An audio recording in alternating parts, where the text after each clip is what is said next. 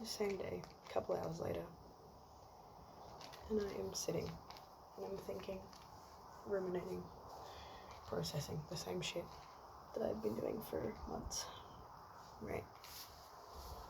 And I think I just like, it's not that I haven't thought of it before, but I just kind of got stuck on something and I want to get it out of my brain where it's going to keep looping.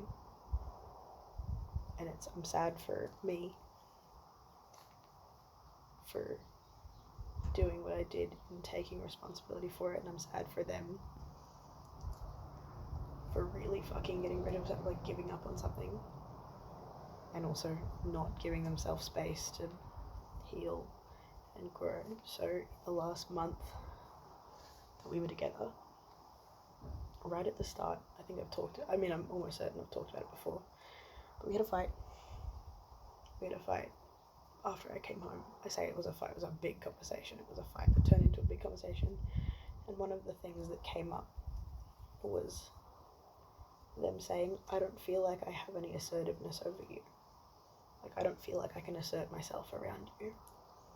And they said, in the past, any time I've spoken up and stood up for myself and said no and said what I wanted, it's lost me people. Like, it's lost me relationships and friendships, which is, that makes sense. Which means it's a trauma pattern.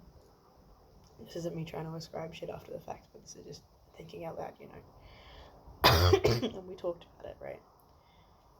And this is where the part comes in where I'm sad for me, is because I took responsibility for that, and I said, I'm sorry that you don't feel safe. I'm sorry that I'm trying, again, I'm paraphrasing because I didn't say that, but it's like, I wanted them to feel safe enough where they could assert themselves.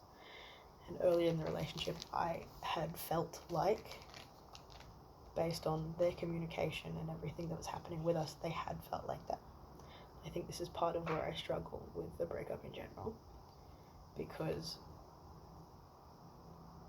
I had felt like they could do that, and I was really proud of them for that. And I had told them multiple times when they had, set boundaries and spoken up, I was like, that's big, and I'm really proud of you, right?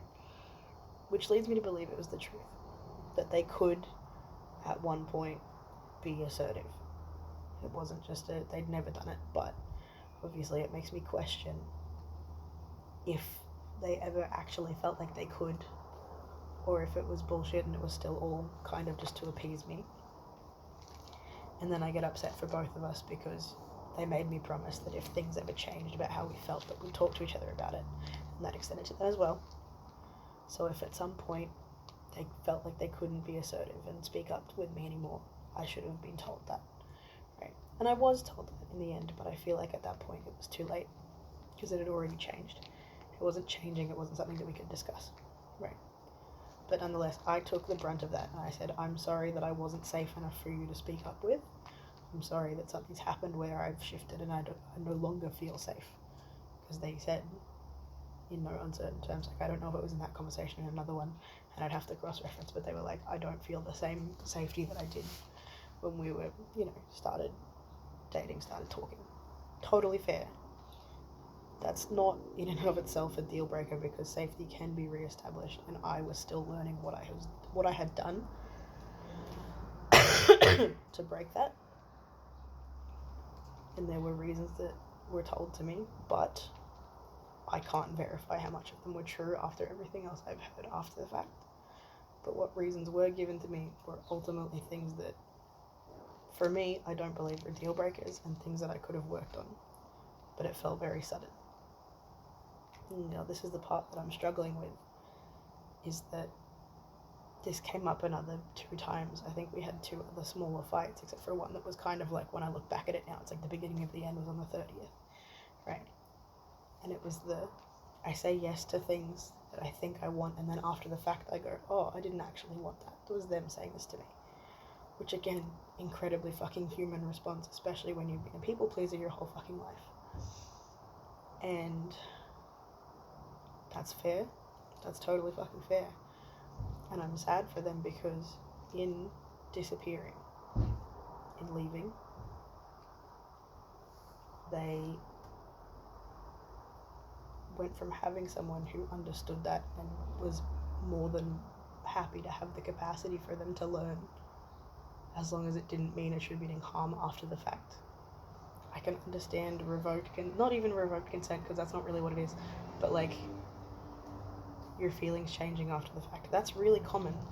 That's a really normal thing in a lot of situations. It's something I understood, and it was something that I was willing to work with them with, or on. And I had the patience, and I'm sad for them because